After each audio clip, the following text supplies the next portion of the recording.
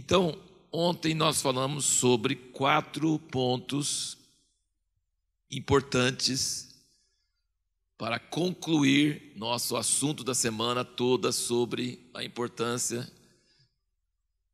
de alinhar com Israel. Nós vimos muita base bíblica para esse propósito de nos alinhar com Israel. Muita base histórica, bíblica, propósito de Deus, tudo, a gente viu muita coisa. Mas aí surge a pergunta, e aí? E daí? O que a gente vai fazer com isso? E nossas conversas agora, nesse fim de semana, ontem e hoje, é sobre esse assunto. O que nós devemos fazer de prático diante de tudo que nós ouvimos? Aqueles que não puderam estar durante a semana, temos os áudios, vai ter os vídeos, e eu aconselho que os que estiveram aqui e os que não estiveram, assistam com muita atenção, anotando, parando, voltando, porque foi muito denso, muito forte, muita feijoada, não era feijoada vegetariana, não foi. Foi feijoada mesmo, pesada, difícil de digestão, mas ministrada com muita graça, mas é muito pesado. Eu aposto que, vocês pegaram apenas 10% do que ele falou. Principalmente quem pegou só pela tradução, que a gente que entende inglês pegou 2 vezes, Mas quem pegava só a tradução e tinha aquela interrupção, então é muito mais difícil de você captar o assunto. E às vezes a ligação de uma frase na outra começa a ficar um pouco complicado e várias coisas se perdem.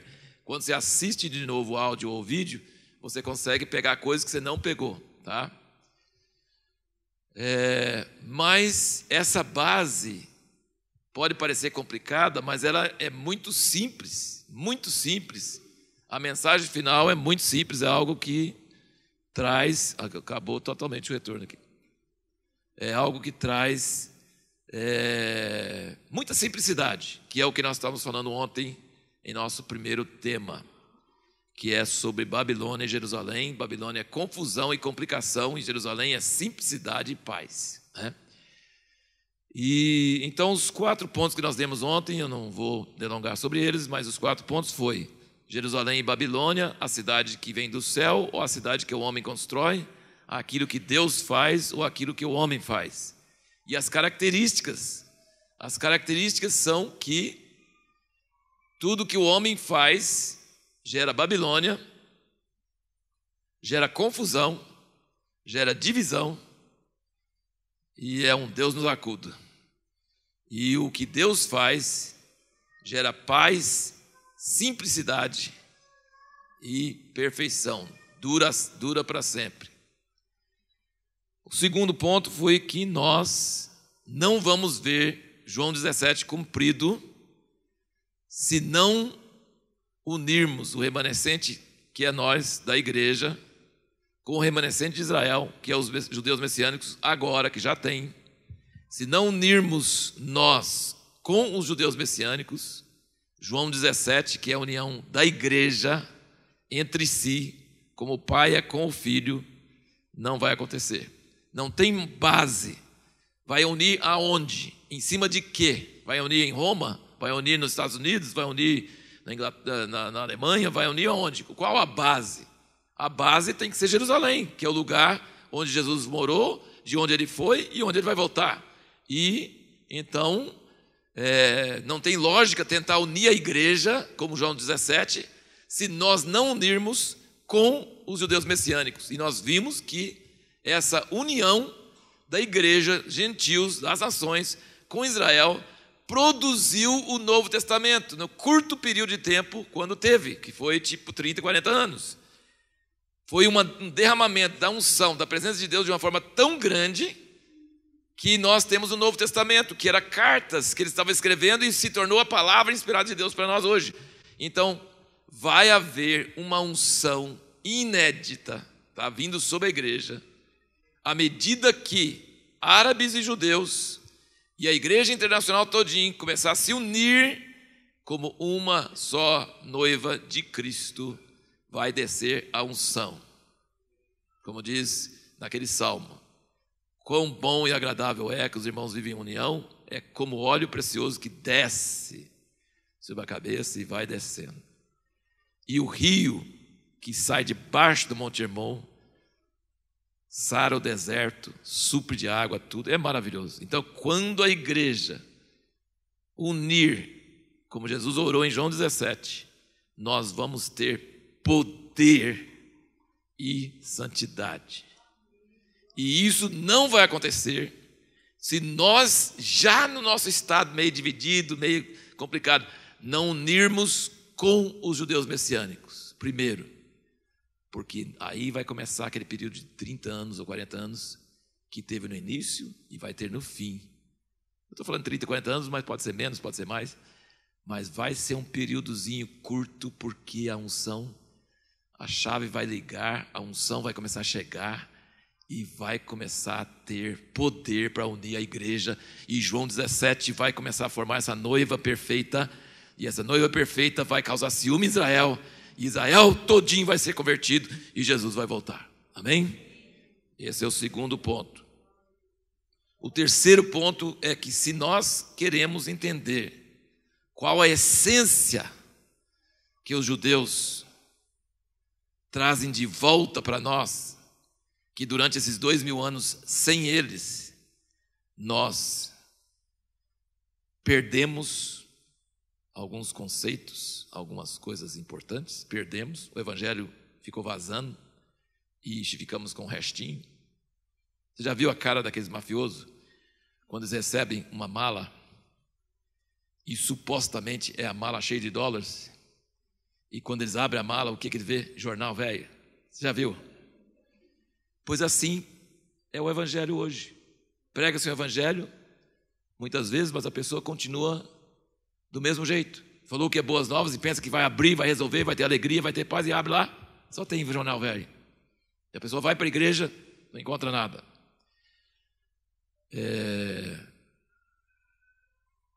Depois da queda das torres, 11 de setembro, o que choveu de americano nas igrejas, nossa, todo mundo foi para as igrejas. Eles acharam que o fim do mundo estava chegando. Poucos meses depois, vaziou. Por quê? Mala velha, cheio de jornal velho. Foi na igreja, não encontrou. Não encontrou.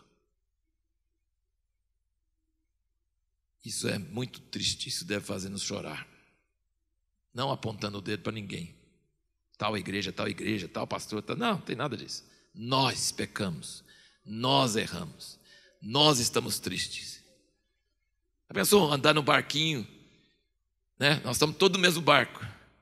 Aí a gente fala do outro: ih, está furado do seu lado, está furado do seu lado. Não é ridículo? A gente fica zombando do furo do outro.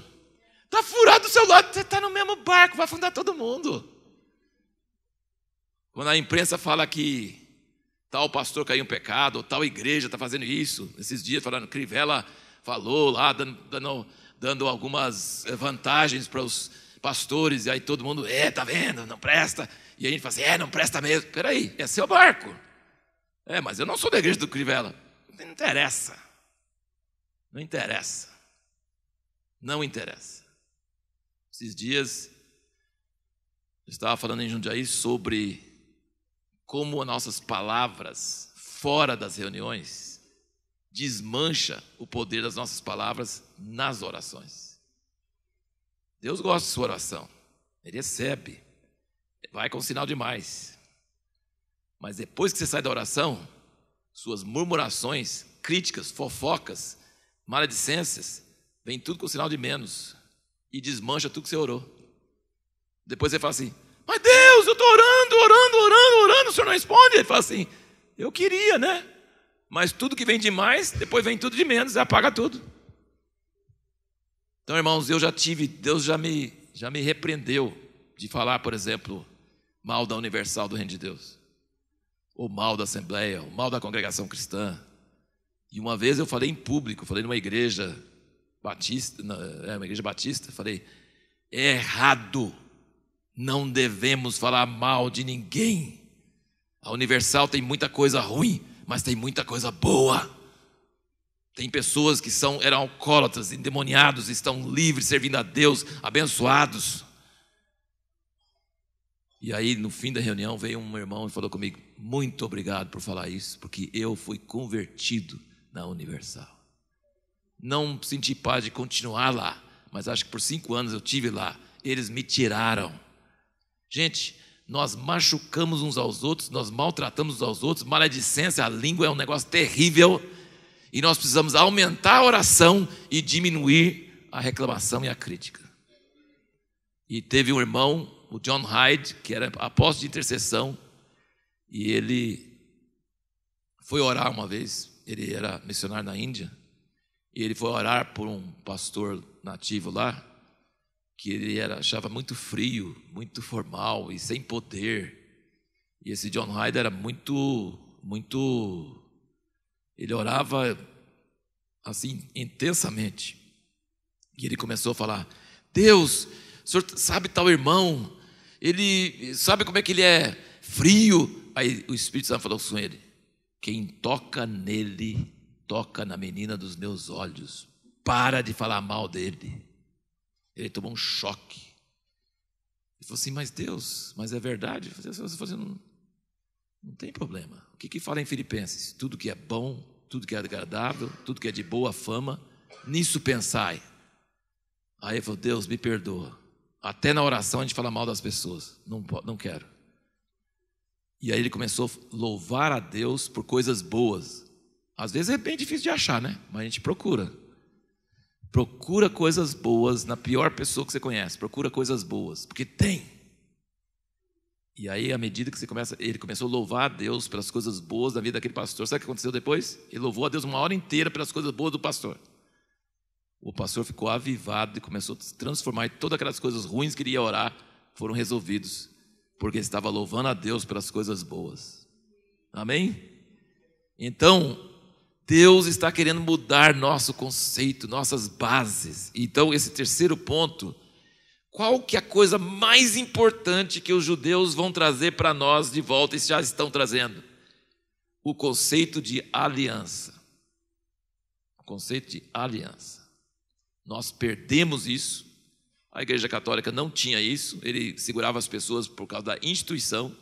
Os protestantes tinham isso muito menos, porque ficaram tudo em cima de doutrina. Se a pessoa pensa diferente, você não é de Deus, você está fora. E os pentecostais continuaram a mesma coisa. Você não recebeu o dom, você não está ungido, você está fora. Então, todos nós, nessa história da igreja, perdemos o conceito de quem Deus é. Deus é um Deus de aliança, Ele odeia quem quebra a aliança, e nós quebramos a aliança e ficamos adorando a Deus como se está tudo normal. Quer dizer, nós perdemos o fundamento, nós estamos com a mala cheia de jornal velho. Então, irmãos, a gente não precisa só amar Israel, orar para Israel e falar. Eu vou falar sobre várias coisas que a gente deve fazer, mas a primeira coisa que você deve fazer é começar a cumprir suas alianças e ver se você tem quebrado aliança com alguém e ir atrás e pedir perdão. E se precisar for, fazer restituição, porque existe maldição sobre quem quebra aliança e existe bênção sobre quem cumpre a aliança. E nós falamos ontem que até a pessoa que fez uma aliança que tinha nada a ver com Deus, que é os recabitas, Deus elogiou e Deus prometeu abençoar, sendo que o que o pai ordenou, não morar em casa de alvenaria e não tomar vinho, não é nada a ver com Deus. Mas porque eles cumpriram a aliança, Deus abençoou. Eu li em Provérbios ontem, né? O Provérbios 2, ele fala da mulher adúltera e tal, e ele fala assim, que abandonou seu companheiro e esqueceu-se da aliança do seu Deus. Espera aí, mas abandonar o companheiro é esquecer a aliança do seu Deus? Para Deus é a mesma coisa. Então, para Deus, e não é só casamento, não é só igreja, é palavra. Você deu sua palavra, é uma aliança. A pessoa confia em você, depois você fura com ela, você quebra a aliança. Deus não gosta disso. E o caráter de Deus recede, que é uma aliança firme. Independente do que Israel fez, ele vai honrar a aliança dele. Isso faz parte da natureza de Deus. Então, os judeus voltando, nós vamos ter uma coisa que nem os católicos, nem os protestantes e nem os pentecostais têm. Nós vamos ter algo que os judeus entendem, que é a aliança. E agora um comercialzinho. Quando sair o livro Relacionamento de aliança. Compre esse livro logo. Amém? Porque esse livro ele trata desde o início até o fim das implicações. É muito forte. É na nossa vida diária. É quando você fala com a pessoa, quando você faz piada sobre a pessoa ou com a pessoa. Ele fala sobre aliança em todos os níveis. Com o governo, na igreja, com os irmãos. É muito forte. E tudo com base bíblica de aliança. Esse livro, Relacionamento de Aliança, escrito por Asher Intrater, vai sair até o fim do ano. E eu falo com você, use isso como manual, porque essa é a coisa mais importante do que os judeus vão trazer de volta para nós, é o conceito de aliança. Que com esse conceito, nós jamais teríamos nem a igreja católica, nem a igreja protestante e nem os pentecostais. Nós teríamos um povo só, que discorda em muita coisa, mas jamais quebra aliança um com o outro. Esse é o terceiro ponto. O quarto ponto, é sempre perigoso revisar, né? Eu ia só falar, mas eu fico tão inspirado que a gente toma muitos minutos do outro assunto. Já pensou? Como é que fica? O quarto ponto qual é? Agora vocês me falam qual que é o quarto ponto. O peso da glória. Até cantamos sobre isso. Vem com o peso da tua glória. E nós estamos orando para o avivamento. E se você quer orar melhor para o avivamento, tem uma publicação chamada Arauto da Sua Vinda. Meu pai trabalhava nesse jornal quando eu nasci. Faz um tempinho. 1956. Ele trabalhava nesse jornal em Los Angeles. E esse jornal tem até hoje em muitas línguas e tem em português. Você pode entrar no site da Revista Impacto, você pode acessar em português. É um jornal que fala sobre orar para Deus nos avivar. Amém? Não tem, se você chega num lugar e não tem outro assunto para orar, ora para isso. Que fala na Bíblia, vivifica-me, vivifica-me, vivifica-me. A minha alma está pegada ao pó, vivifica-me. Nós estamos orando em Jundiaí, de madrugada e uma vez por mês, 24 horas, a igreja. Nós estamos orando para isso. Vivifica-nos, vivifica-nos. Nós queremos ver cego abrir os olhos, nós queremos ver paralítico andar. Nós não queremos o grande homem de Deus nessa hora. Nós queremos ver cada pequenininho novo convertido na igreja, orando pelos outros, na rua, no serviço, em casa, e pessoas sendo curadas e salvas. Nós não queremos ver sensacionalismo, nós queremos ver Jesus andando na terra outra vez. E isso, gente, nunca é pouco orar para isso, nunca. Se você não lembrar de outra coisa para orar, ora para isso, sempre. Vivifica-nos, vivifica-nos, aviva-nos. Vem com o peso da tua glória. A sombra de Pedro curava. O lenço tirado do corpo de Paulo curava. Sabe por quê? Porque tinha radiação santa. E Deus quer essa radiação nas nossas reuniões e depois Ele quer que essa radiação saia de nossas vidas. Que nós tenhamos radiação santa. Que a nossa sombra cure. Que nossa palavra levante. Que nosso lenço toque. Deus quer isso para nós, irmãos. Ele quer isso para nós. Ele quer isso para a igreja. É a vontade de Deus. Só que, lembra de uma coisa. Se você está orando com fé, vai vir. Não sei se demora ou não, mas vai vir. E se vai vir, no século XX veio várias vezes. E causou um estrago danado. As pessoas que tinham esse poder não aguentaram. Não aguentaram. Ou entraram em pecado, ou entraram em orgulho, ou entraram em corrupção financeira, ou quebrou a saúde. Não aguentaram, porque estava só sob alguns indivíduos.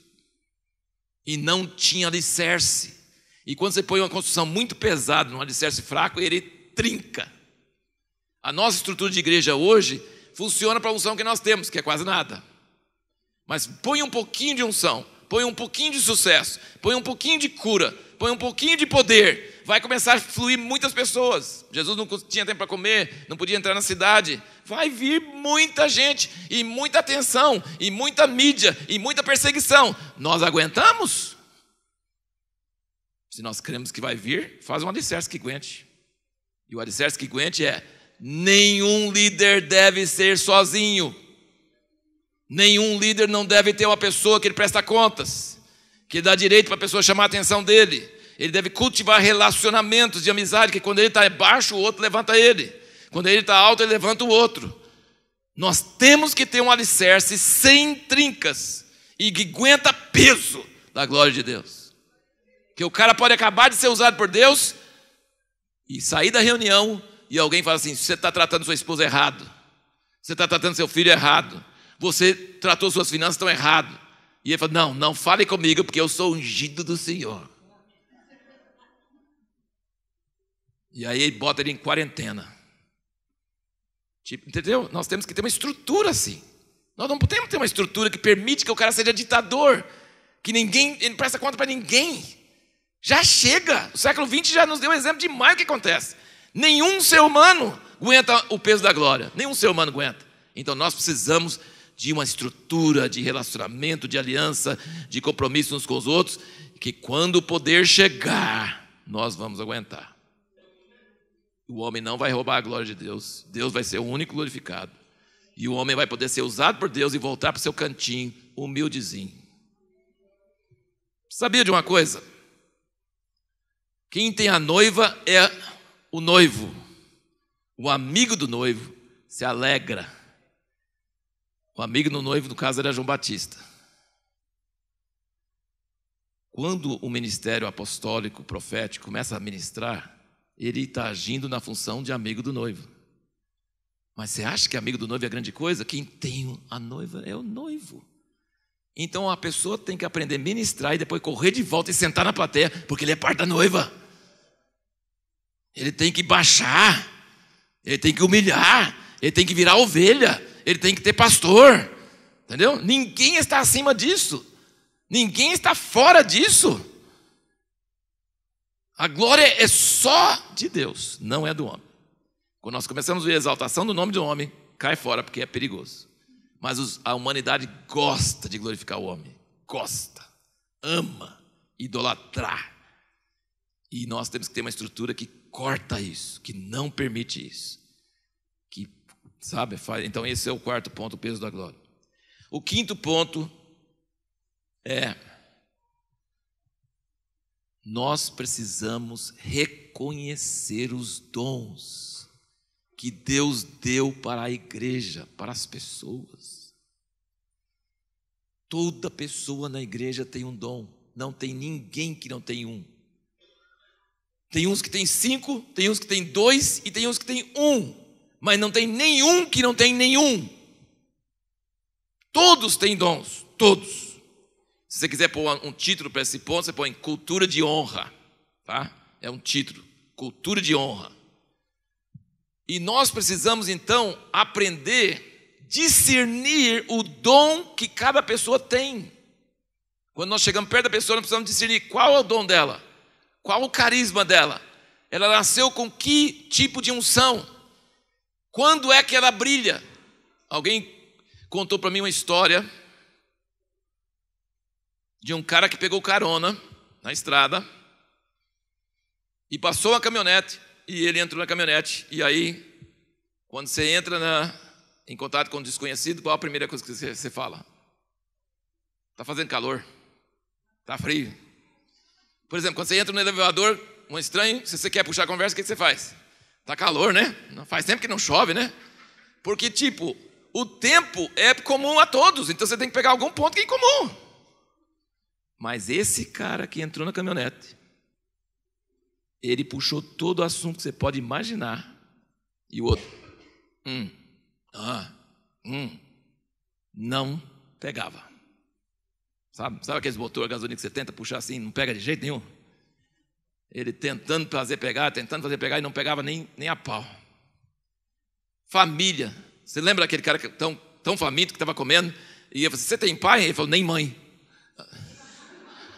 Tipo assim, ele não só cortou aquela pergunta, mas ele cortou a próxima que eu queria fazer. Tipo, me dá um tempinho e deixa eu comer logo. Você tem pai nem mãe. Então ele conversando com o cara,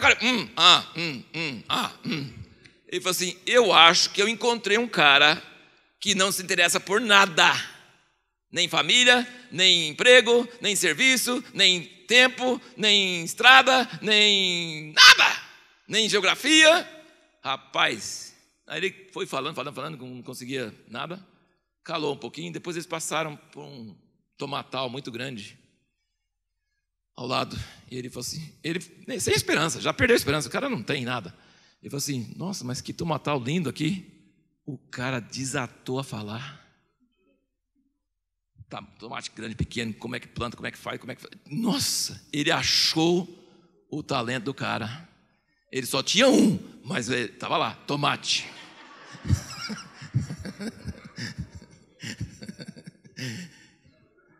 Então lembra disso, se você é uma pessoa que quer ter comunhão com outras pessoas, você tem que achar onde é que está o interesse daquela pessoa.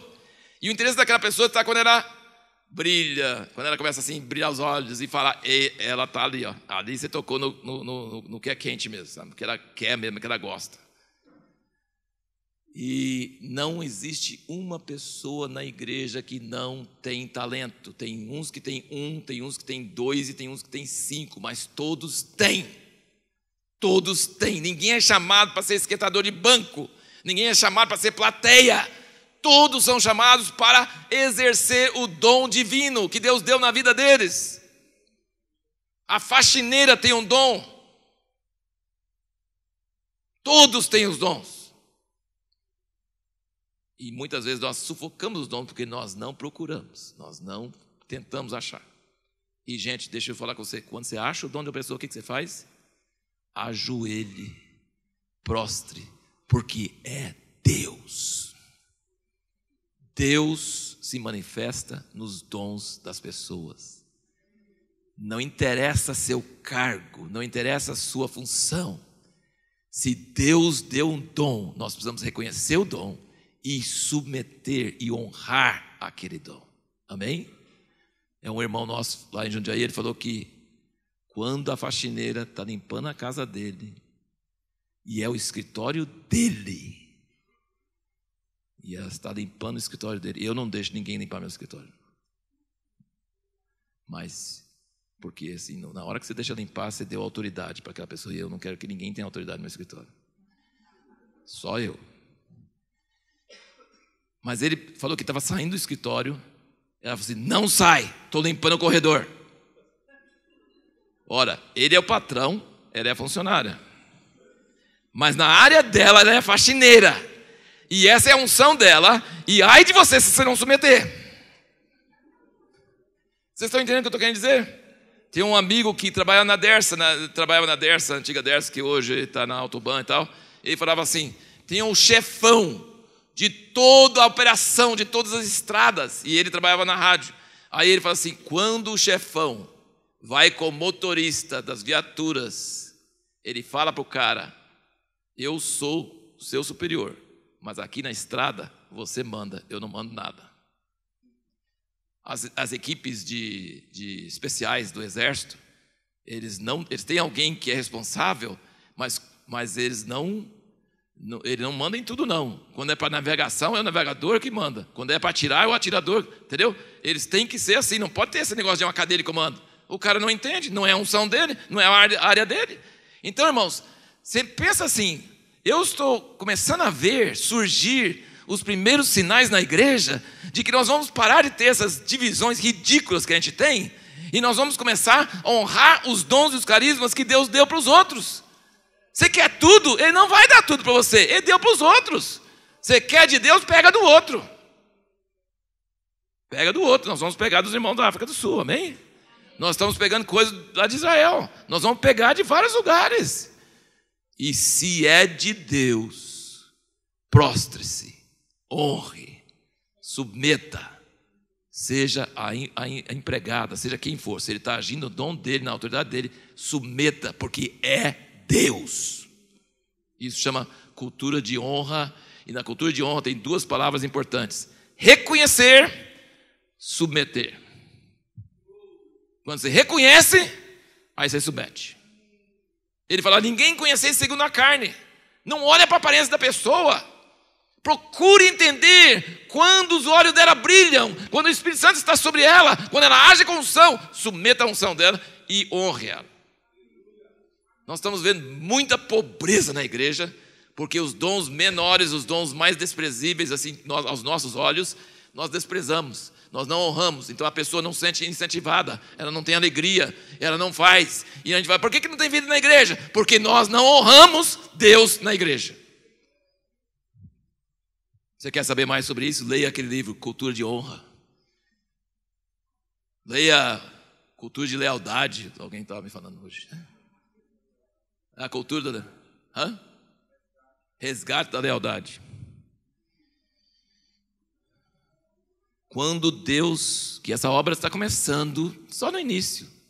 Nós estamos orando hoje sobre pastores estressados, pastores amargurados, pastores deprimidos, pastores indo para psicólogo. Tem um pastor em Jundiaí que é psicólogo e está em depressão e tendo que consultar psicólogo. Já pensou? Gente, nós estamos numa estrutura doentia. Nós estamos numa estrutura que está acabando com a vida do pastor, acabando com a família dele e acabando com a igreja. Nós precisamos que a vida de Deus comece a surgir em nosso meio para criar outro tipo de cultura.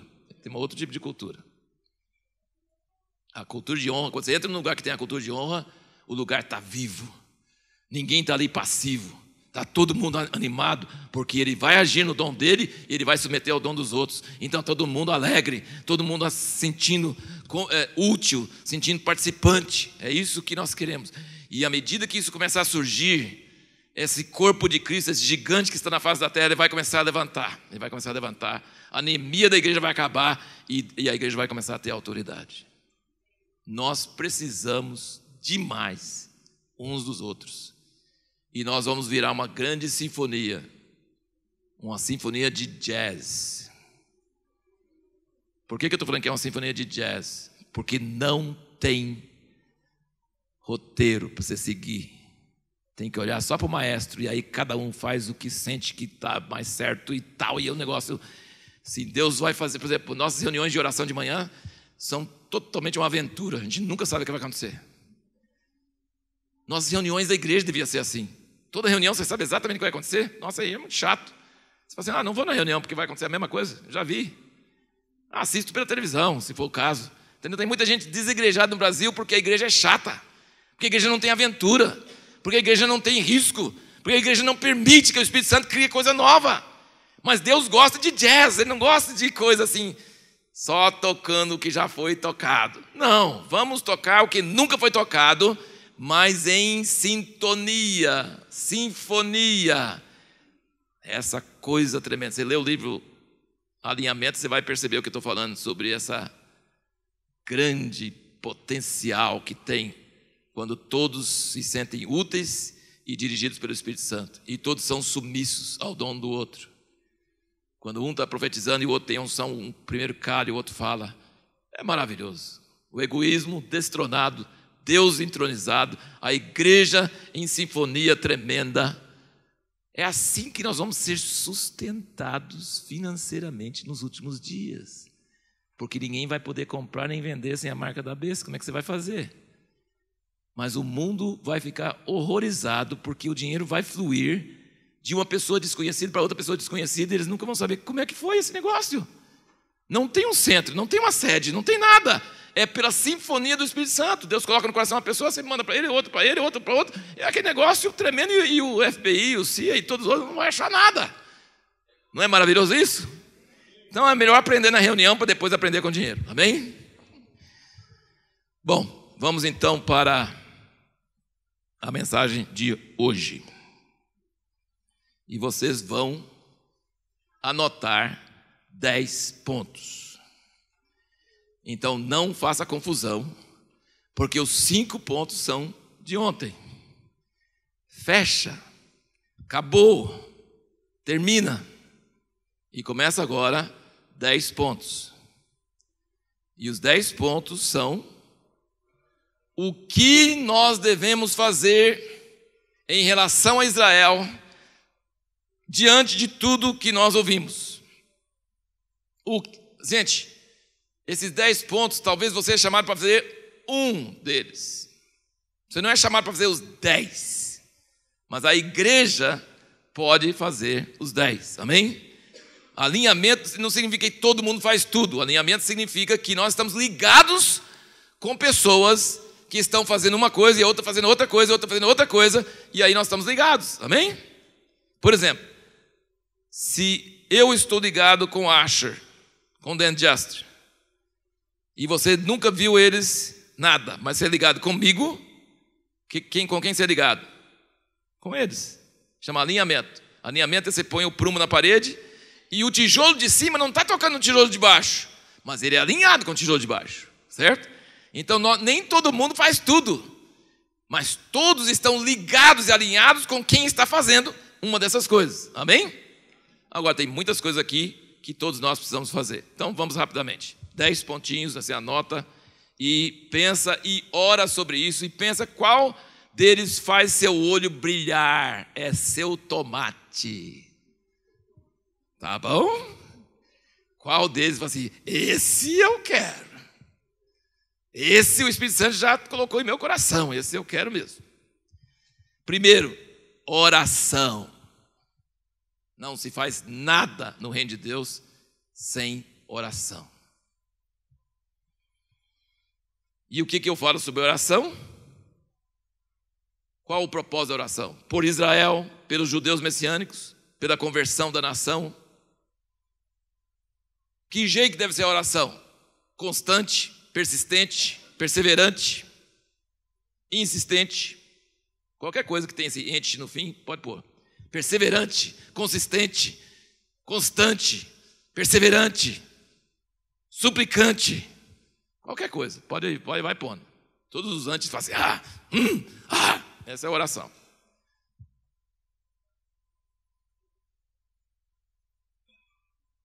E a principal dessas coisas na oração é para que seus olhos sejam abertos, para que o véu seja retirado.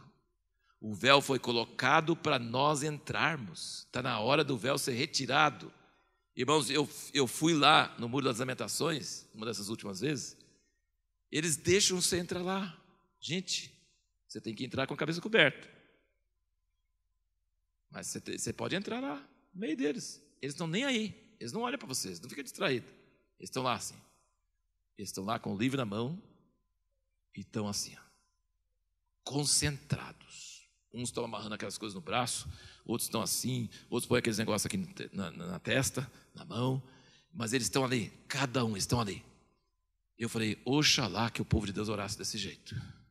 Oxalá que a igreja orasse desse jeito. Aí eu perguntei ao guia, que não é religioso, eu perguntei, por que eles fazem assim? Ele falou assim, eles fazem assim porque descobriram que se você não fizer assim, sua mente voa. Mas se você ficar fazendo isso, você fica concentrado. Eu não sei se é... Cada guia que a gente pergunta, ele fala uma coisa diferente, né? Mas eu achei legal e comecei a fazer também e descobri que funciona. Então, se você vê, por exemplo, prestando atenção na palavra e fazendo assim, é porque eu estou tentando concentrar, porque o negócio está... Funciona, experimenta uma hora. Você fica assim, aí a mente não voa tanto. É impressionante. Mas, irmãos, eu filmei alguns deles orando daquele jeito, lendo os salmos às vezes, ou lendo alguma parte dos profetas, eu não sei porque é tudo hebraico, né? Vocês estão lá, e uns cantando, e outros assim, é aquele negócio maravilhoso, é tremendo, é maravilhoso. E eu queria passar na nossa reunião de oração lá de manhã, falei assim, esses são os judeus que estão orando para Deus abrir os olhos deles. Eles estão buscando a Deus, mas ainda não viram Yeshua, eles precisam ver, ora para eles. Porque eles estão com sinceridade, eles estão pagando um preço, mas eles não conhecem Yeshua. Vamos orar por eles, amém? Muito importante o peso da oração e principalmente para que haja arrependimento e os olhos deles sejam abertos e o Espírito Santo caia sobre eles, porque quando isso acontecer, vai dar raio sobre o mundo, amém? Quando os judeus ortodoxos começarem a entrar, nós vamos ver uma coisa tremenda acontecer, vai ser maravilhoso. Deus pegou que foi o apóstolo Paulo, judeu ortodoxo, fariseu.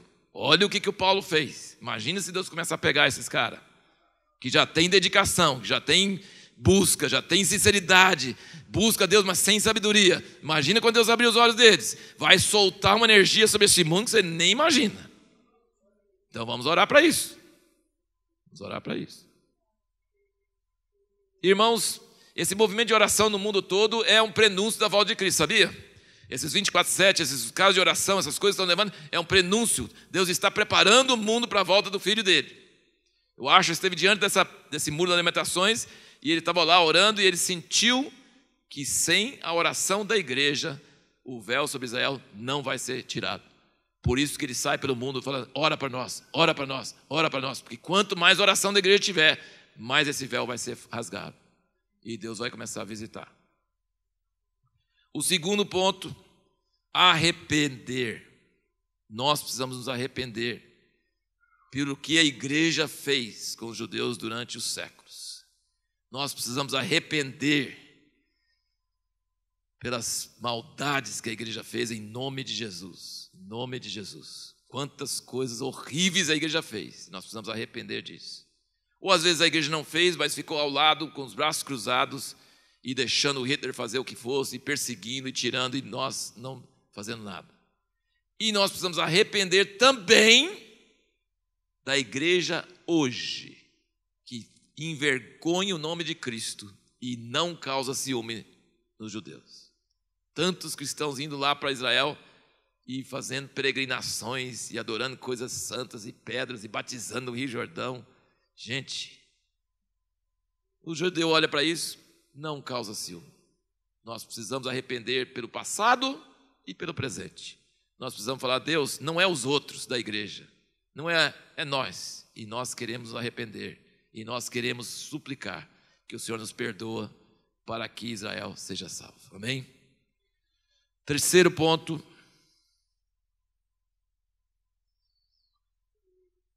Eu tenho um texto meio longo aqui que eu vou ler, depois você pega na fita, você não vai conseguir escrever, só se você for muito esperto, não vai conseguir. Então nem tente. Mas ele chama-se humildade. Humildade.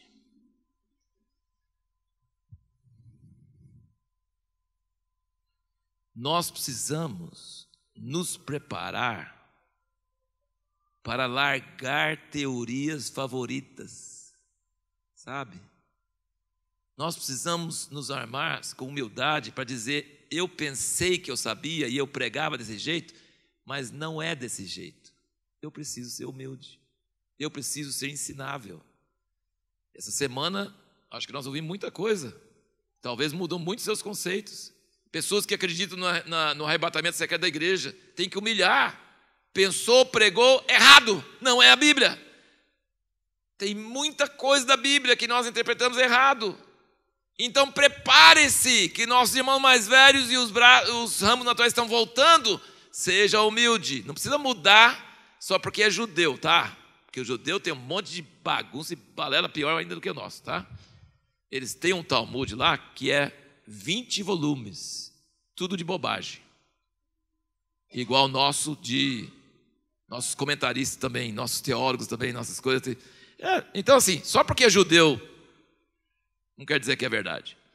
Mas os judeus messiânicos, voltando à sua origem, vão começar a receber revelações de Deus que vão nos liberar, mas nós temos que abrir mão.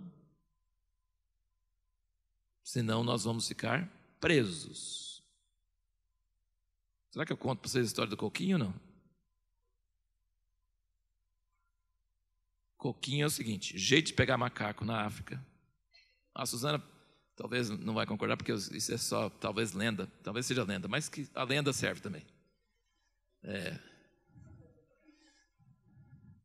Diz que pega macaco na África quando você põe os coquinhos dentro de uma garrafa que tem como é que chama esse?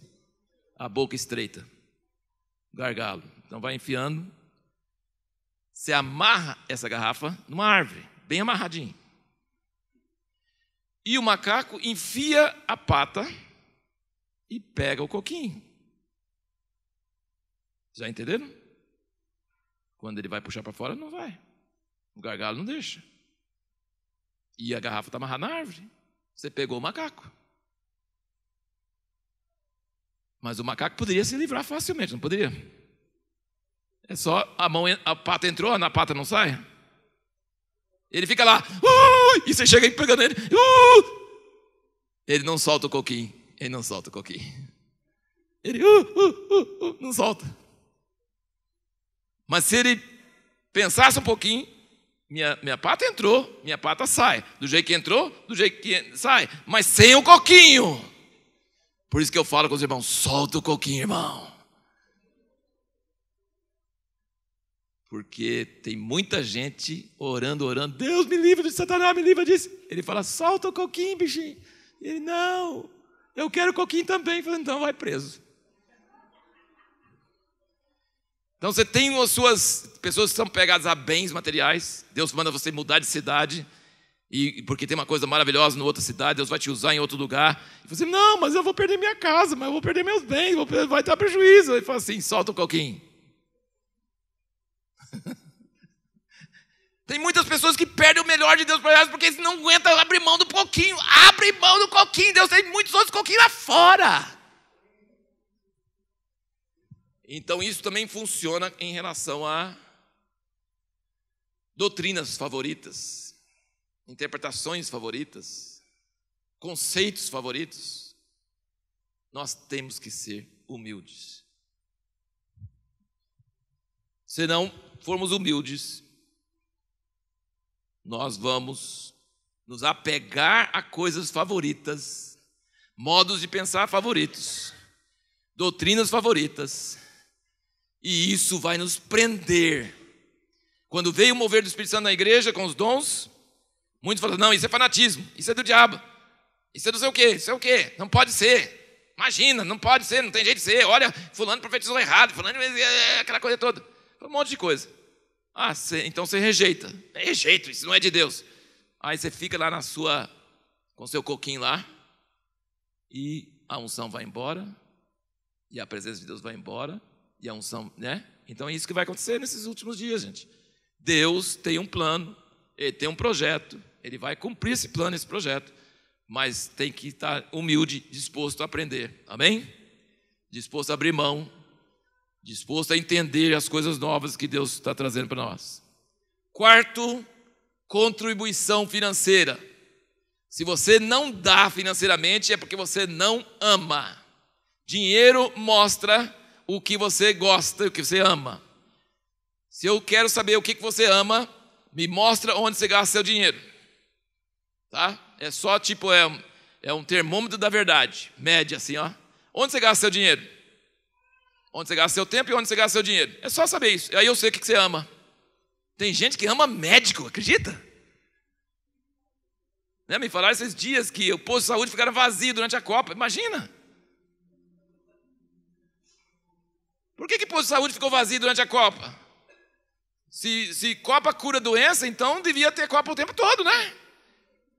Não, é porque o pessoal, se está ocupado em outra coisa, ele não lembra de ir lá, né? Então, precisa de se põe seu dinheiro onde seu coração está. Se você ama Israel, você vai contribuir para Israel, você vai estar investido lá, você vai ter parte da sua vida lá, você vai dar financeiramente para a obra de Deus lá em Israel. 5, pregação. Como nós falamos aqui, motivo de nós fazermos essa escola é trazer o irmão Dan Juster para cá, para ele poder falar conosco, para nós podermos falar com outras pessoas e desmancharmos essa teologia da substituição e desmancharmos essas teorias erradas sobre Israel. Como o povo vai crer diferente se não houve pregação, se não houve ensino? Então nós precisamos pregar, divulgar, publicar livros, pôr na internet, nós precisamos abrir a boca no mundo para que as pessoas ouçam a verdade. Então isso é uma linha de ação, você já pode fazer isso. 6, você precisa manter-se informado. Então você põe informação atualizada. Meu pai não lia quase nada de romances, de outros livros, de diversão, de descansar, e não tinha hobby nenhum, mas ele lia os jornais direto, as notícias. É a Bíblia numa mão e as notícias no outro. E hoje, com tanto fake news, você tem que escolher qual notícia você vai ouvir. Porque tudo que o noticiário oficial fala, e grande parte do que não oficial fala, é mentira. Então você precisa pegar fontes confiáveis. Eu estive lá, muitas vezes, e conversei com árabes, com palestinos, com judeus, e eu vejo o que é verdade, e não o que os jornais estão falando. Por exemplo, o pessoal fala que oprime os palestinos, Israel oprime os palestinos, que é um estado de apartheid. Gente, quem fala isso não sabe nada, só sabe o que o noticiário fala. Porque eu conversei com o pastor árabe, ele falou assim, eu faço uma contribuição pequena, mensal, para o sistema de saúde, e eu fiz uma operação bariátrica caríssima e fui tratado nos melhores hospitais da melhor forma, e foi ótimo, e não paguei um centavo. É árabe, mora em Nazaré. Então, você acha que os árabes, que são cidadãos de Israel, querem morar em algum outro país? Eu quero estar num país árabe? Nunca, mas nunca mesmo. Tem juiz árabe no Suprema Corte, Supremo Tribunal. É uma democracia. Agora, existem injustiças? Existe discriminação velada, não velada? Tem, mas são humanos, que nem todos nós. Não quer dizer que é tudo certo, não quer dizer que faz tudo certo. Mas o que o pessoal está falando, muitas vezes, é uma coisa que não tem fundamento. Por isso que a gente precisa pegar fontes mais seguras, fontes de pessoas não preconceituosas, né? E isso é muito difícil, mas é possível. E também pegar fontes diferentes e comparar para ver o que é verdadeiro. Então, mas esse ponto é, mantenha-se informado sobre as realidades. O Asher tem um informativo semanal, curto, ele sabe que a pessoa não tem muito tempo, chama Revive Israel. Toda semana, você entra no site da Revista Impacto, você pode acessar qualquer coisa mais relevante. Não vai falar muitas noticiárias, tem que pegar mais noticiários e outras coisas, mas qualquer coisa assim um pouco mais forte, mais significativo, vai estar lá. E pedir de oração em cima daquilo também. Tem um outro irmão chamado Ron Cantor, que nós queríamos que viesse ao Brasil, e ele teve uma apendicite, não conseguiu vir, aí o Asher veio no lugar dele, para cumprir a aliança, para você ter ideia. Ele tinha toda a agenda dele, cancelou tudo, porque o outro não pôde vir, ele veio no lugar dele. É uma coisa que eles levam muito a sério. Compromisso do outro é meu compromisso, eu cancelo outros compromissos para poder ser fiel ao compromisso. Mas esse Ron Cantor tem muitos vídeos curtos no YouTube, explicando coisas da história, explicando coisas atuais. Então, quando você ouve isso, é um banho de verdade em cima de um monte de inverdades que você pega na imprensa, tá? Então, não dá para orar inteligentemente se você não é atualizado nas suas notícias. Você tem que ter notícias. Você tem que orar com base nas realidades atuais e não só em coisas antigas e erradas. 7. Compromisso.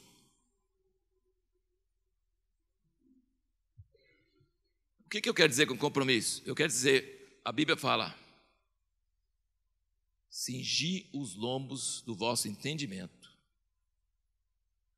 e seja sóbrio. Sabe o que significa isso? Eu oro para a paz, eu oro para Deus trazer um governante que vai trazer prosperidade a essa nação, eu oro para não ter perseguição, posso orar para tudo isso, devo orar, mas eu devo saber que cedo ou tarde o negócio vai ficar feio, vai ficar preto, e principalmente para quem apoia judeu. Vai ter perseguição, vai perder reputação, vai perder bens e pode perder até a vida. Se nós não nos prepararmos agora, na hora do H, nós não vamos estar preparados. Então, entenda, eu estou com nossos irmãos messiânicos e os árabes cristãos lá de Israel e não abro, eu estou com eles. E se for preciso, eu vou morrer por eles e eu vou perder bens por causa deles. Eu quero me armar desse pensamento. Vem uma crise na frente, eu quero me preparar desde já na minha mente e meu coração, que seja o que for, eu vou pagar o preço, certo? E esse é uma coisa que a gente tem que fazer agora. Não é na hora do vamos ver, é agora. Até as últimas consequências. 8º ponto, presença. Presença. O que quer dizer presença? Gente, eu acho que já levei 4 grupos lá para Israel. E levei pessoas e vi o rosto dessas pessoas depois que voltaram. Gente, a pessoa lê a Bíblia diferente, a pessoa pensa em Israel diferente, a pessoa é transformada pelo que ela viu. Se você puder ir, e se você é chamado para ir, não perca. E se você tem esse desejo ardente, deixa eu falar um negócio com você, vale a pena. É um sonho que vale a pena. Você vai, conversa com as pessoas que já foram. Aqui tem uma série de gente que já foi. Conversa com as pessoas que já foram. Realmente muda a sua oração, muda a sua maneira de ler a Bíblia. Você vê os lugares, você vê a distância. Gente, quase tudo lá que eles falam que não é, tá? Porque tem camadas, e quem sabe o que tinha de bar. Por exemplo, eu nunca vou em Belém. Por que eu nunca vou em Belém? Eu já fui 2 vezes, mas não vou nunca mais, não levo ninguém bar, ninguém merece. Você fica numa fila quilométrica para ver um buraco no chão e fala assim, Jesus nasceu aqui. Você pode ter nascido em Belém, mas aqui não. Entendeu? Mas tem umas coisas que são iguais, que é o mar da Galileia não saiu do lugar. Ele está lá ainda. Ele está mais baixo, mas está lá. O mar da Galileia é o mesmo mar onde Jesus andou nas águas. Então, o Monte das Oliveiras está lá. Então, é um negócio. Se você pode estar presente. E dessa última vez eu fiz um levantamento. Nós visitamos muitos grupos, casa de oração, visitamos muitos grupos e visitamos muitos locais que eu acho significativo para a história de Israel, para a geografia de Israel, conhecer do norte ao sul. Tem um modelo do tabernáculo lá no deserto. Nossa, você sente o cenário e o jeito que é o tabernáculo, muito maravilhoso. É tremendo, é maravilhoso. Mas de todas essas coisas maravilhosas, impressionantes que você vê, que você conhece a história, a geografia, você vai vendo as coisas. Sabe, eu falei, escolha para mim o que você achou que era o melhor de toda essa viagem. Sabe o que eles escolheram? A visita para tomar uma refeição de Shabbat na casa da Raquel, que fica em Encarém, que fica no lugar mais ou menos onde João Batista estava. E ela tem uma casa daquelas antigas, de pedra, que é assim, todo detonado. Ela reformou e ela recebeu o nosso grupo sem cobrar um centavo, com candeias iluminadas, mesas decoradas. E ela é uma filha de um rabino marroquino famoso em Israel, e ela ama Jesus de paixão. Ela é um fogo, ela evangeliza, ela prega, ela leva turmas de médicos, turmas de advogados, turmas de estudantes para a casa dela, e ela prega Jesus, e os caras ficam nervosos querendo sair. Ela fala, não, mas você tem que entender. Eu também odiava Jesus, mas ele mudou a minha vida, você tem que ouvir. Ela é demais. Aqueles minutos, aqueles momentos nós passamos lá, todo mundo falou, o melhor da viagem foi essa. Nenhuma das turmas que vão para Israel vão lá, mas nossa turma foi. É o melhor. Você vê o rosto dela, você sente a vida. Deus está mexendo com Israel. Então, assim, se você conseguir, se você puder, é muito bom, é maravilhoso. 9, profecia. Nós precisamos estar abertos em tempos de oração para Deus nos falar pelo Espírito profético coisas que vão acontecer e quais são os próximos passos. Amém?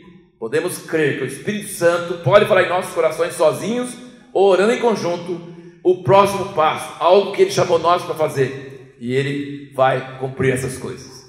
E número 10, que nosso tempo já acabou, alinhamento, tá? Número 10 é alinhamento. O que é alinhamento? Leia o livro Alinhamento, você vai saber. Mas, resumindo, significa, eles não entendem alinhamento como cobertura. como Israel, os apóstolos de Jerusalém têm autoridade sobre as igrejas do Brasil e no outro lugar do mundo. Seria impossível, mesmo que eles cresçam, isso não tem jeito. Não entendem a cultura brasileira, não sabem o que está acontecendo nas igrejas, não têm a mínima noção disso. Eles não querem nem saber disso porque não tem condições, não é unção. Alinhamento não é cobertura. Alinhamento não é submeter a autoridade e interferência em alguma coisa da igreja. Sabe o que é alinhamento? É alinhar com a direção profética que está saindo de Sião, saindo de Jerusalém. Alinhar nossos pensamentos, alinhar nossa visão, alinhar nossa expectativa, alinhar nossas orações, alinhar, aprender com aquilo que sai de lá. Amém? Esses 10 pontos aí, ora sobre isso, pensa sobre isso, medita sobre isso, e Deus vai mostrar para vocês coisas que vocês podem participar e podem fazer. Só mais uma coisinha, isso para terminar. Até perguntei para o anjo agora, onde estava escrita essa frase? Qual é o propósito do homem? Por que o homem foi criado? Ele falou que é na Confissão de Westminster, é isso? A Confissão de Westminster tem a primeira pergunta. A primeira pergunta é: para qual o propósito do homem? Por que ele foi criado? E eu queria bater um pouquinho nessa tecla, porque condenação, culpa, é causa de muita coisa errada que acontece na igreja. E acontece com os pastores que nós estávamos orando de manhã. A pessoa se condena, a pessoa se cobra, a pessoa fica desgastada. Por mais que ela nade, por mais que ela faça, ela sempre está errada. Entendeu? E sempre está mesmo, porque a gente sempre faz coisa errada mesmo. Por mais que a gente queira fazer certo, a gente faz errado. E mesmo quando não está querendo fazer certo, aí faz errado demais mesmo. Então, mas Deus não criou você para fazer nada. Ele não criou você para fazer nada. Eu quero voltar para o início da nossa palestra de ontem, quero terminar a palestra de hoje dessa forma. A cidade de Deus é fundada numa pedra cortada sem auxílio de mãos. Não é a cidade do homem, é a cidade de Deus. Abraão morou em barracas esperando a cidade que tem fundamentos. Ele não construiu, ele não fez tijolo, ele não tentou nada. Ele só creu, ele peregrinou, tirou o passaporte de lá. E isso significa o que para nós? A resposta dessa confissão de Westminster é: Deus criou o homem. Deus nos criou para glorificá-lo. Por nossas obras? Nós podemos dar alguma coisa para Deus que Ele não tem? Nós podemos enriquecer Deus? Aliás, os anjos glorificam Ele muito melhor. Como que a gente glorifica Deus? Por que Ele criou o homem para glorificar Ele? Se os anjos glorificam muito, tem milhares e milhares e cantam santo, santo, santo o tempo todo e não ficam desviando a atenção e não precisa ficar fazendo sempre para distrair a mente. Nossa, Ele tem muito melhor os anjos. Não, mas nós temos uma coisa que os anjos não têm, que é: nós vamos glorificar a Deus. Ele disse que o John Piper mudou uma frasezinha lá, que era no Westminster, está escrito: glorificar a Deus e gozá-lo para sempre. Mas o John Piper pôs: glorificá-lo por meio de gozar ele para sempre. Agora, essa palavra gozar, às vezes ela não é tão forte, então eu gosto de pôr curtir. E curtir não é assim, pôr no Facebook, não. Curtir é curtir, sabe? É deleitar. Deus não criou você para fazer nada. Ele não precisa de você para nada. Mas o que você foi criado foi contemplar Ele e gostar, e curtir, e deleitar. E se você fizer isso, isso vai produzir um transbordar. E você vai fazer muita coisa que vai glorificar a Deus. Porque a fonte não é você, a fonte é Deus. A fonte é Ele. Não é feito com mãos humanas, é a pedra que desceu do céu.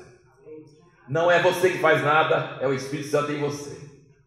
Deus não quer que você coma da árvore do bem e do mal e decida isso é mal, isso é bem. Não, Ele quer que você coma da vida e viva e tenha vida e coma dele e beba dele e goste dele e tudo que você falar seja Ele e que você tenha essa alegria de conhecer Ele. E quando você fizer isso, você vai trabalhar mais que todo mundo, porque vai ser leve e gostoso e divertido.